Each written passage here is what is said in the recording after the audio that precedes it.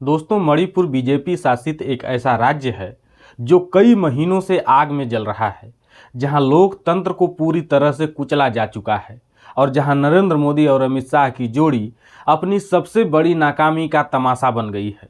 यह वही बीजेपी है जो डबल इंजन सरकार का ढोल पीटती है, लेकिन मणिपुर में दोनों इंजन पूरी तरह फेल हो गए हैं।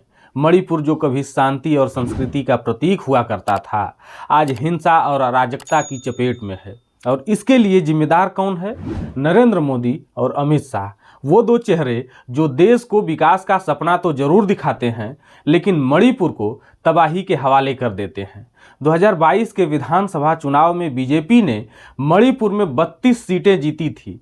उनके सहयोगी एनपीपी ने 7 और जेडीयू ने कुल 6 सीटें जीतकर एनडीए के पास स्पष्ट बहुमत दे दिया था। लेकिन उसके बाद क्या हुआ? हिंसा भड़की, हालात बेकाबू हुए और 13 फरवरी 2025 को राष्ट्रपति शासन थोप दिया गया, क्योंकि मोदी और शाह मणिपुर को संभाल नहीं सके। उनकी डबल इंजन सरकार का इंजन ही नहीं बल्कि धुआं भी निकल गया और जनता को लावारिस छोड़ दिया गया। लेकिन यहाँ सबसे बड़ा सवाल यह है कि जब वीरेंद्र सिंह ने इस्तीफा दिया तो बहुमत होने के बावजूद सरकार क्यों नहीं बनाई गई? मतलब किसी और को मुख्यमंत्री क्यों नहीं बनाया गया? यह सवाल इसलिए भी महत्वपूर्ण हो जाता है क्योंकि यह वही बीजेपी है जो गोवा में, कर्नाटक में, मध्य प्रदेश में और महाराष्ट्र में दूसरों की सरकारें गिराने के लिए विधायकों को खरीदती है, सौदेबाजी करती है। लेकिन मणिपुर में जहां उसका अपना बहुमत है, वह सरकार बनाने से भाग रहे हैं। जवाब साफ है, मोदी और शाह अपनी नाकामी को छिपाना चाहते हैं। वे नहीं चाहते हैं कि मणिपुर की आग उनकी अजेय छवि को जला दे। यह पूरी कायरता है, सत्ता का अहंकार है और मणिपुर की जनता के साथ एक धोखा है। लेकिन इसी के साथ मणिपुर की सियासत में एक नया तमाशा भी शुरू हो गया है।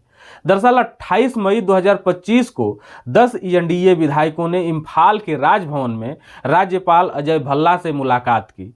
इनमें 7 बीजेपी के, 2 एनपीपी के और 1 निर्दलीय विधायक थे। इनका नेतृत्व कर रहे थे बीजेपी के विधायक थोकचोम राधेश्याम सिंह।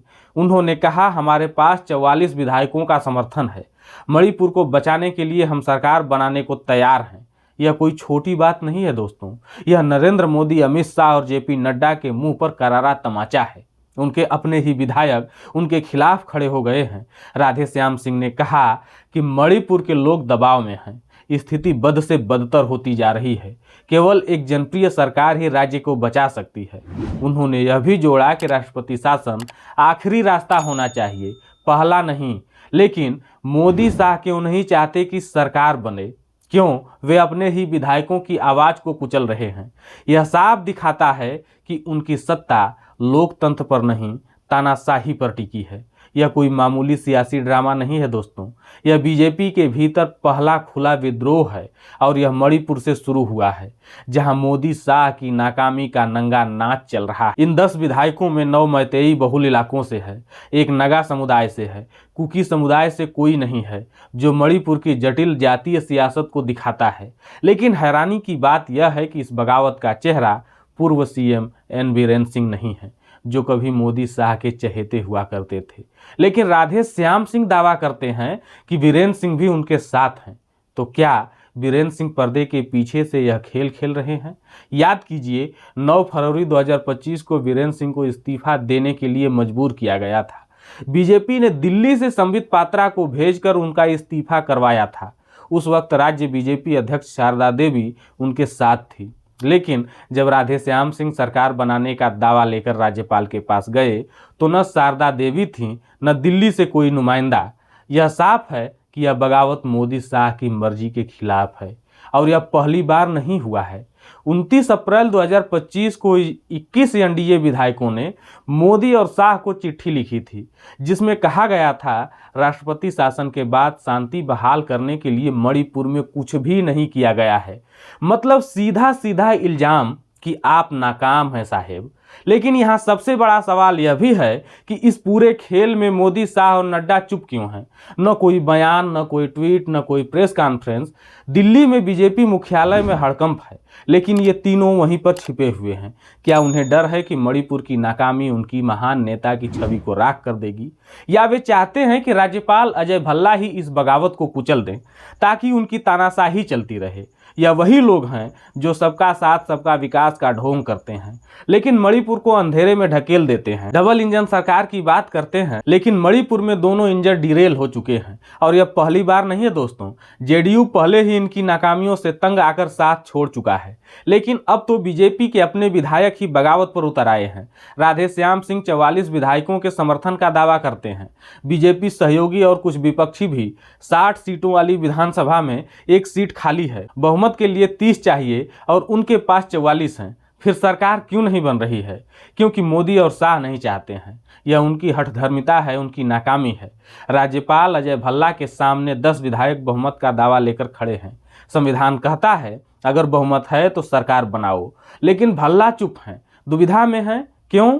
क्योंकि उनकी कुर्सी मोदी शाह के इशारे पर टिकी हुई है। अगर वे विधायकों के साथ गए तो दिल्ली से सजा मिलेगी, अगर दिल्ली की सुनी तो संविधान का गला घोंट दिया जाएगा।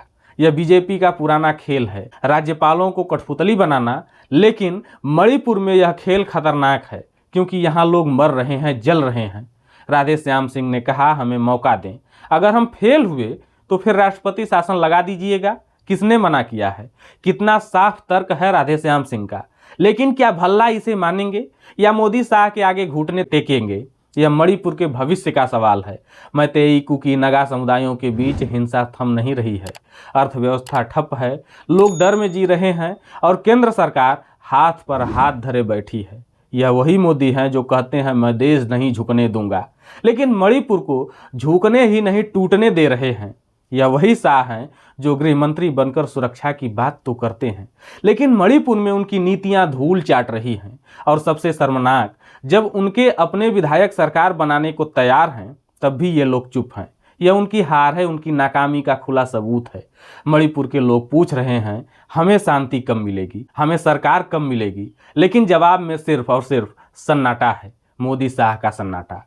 मणिपुर का यह संकट सिर्फ एक राज्य की कहानी नहीं है, यह एक ऐसे नेतृत्व की नाकामी की कहानी है जो अपनी छवि बचाने के लिए लाखों लोगों को कुर्बान कर रहा है। यह एक ऐसी तानाशाही की कहानी है जो अपने ही लोगों की आवाज को दबा रही है। मणिपुर शांति चाहता है, सरकार चाहता है, विकास चाहता है, लेकिन मोदी और शाह उसे सिर्फ आग, अराजकता और अनिश्चितता दे रहे हैं। लेकिन अब सवाल यह है कि क्या विधायक अपनी मांग पूरी कर पाएंगे? क्या राज्यपाल संविधान की रक्षा करेंगे या सत्ता की गुलामी करते रह जाएंगे? और उससे भी बड़ा सवाल यह है कि मणिपुर को उसका हक कब मिलेगा? इन सवालों का जवाब हमें ढूंढना है। इस वीडियो को अपने लोगों के साथ शेयर करें, सच को फैलाएं और कमेंट में बताएं कि क्या यह मोदी शाह के पतन की शुरुआत है। और अगर यह वीडियो आपको पसंद आई हो तो चैनल को सब्सक्राइब करना बिल्कुल न भूलें।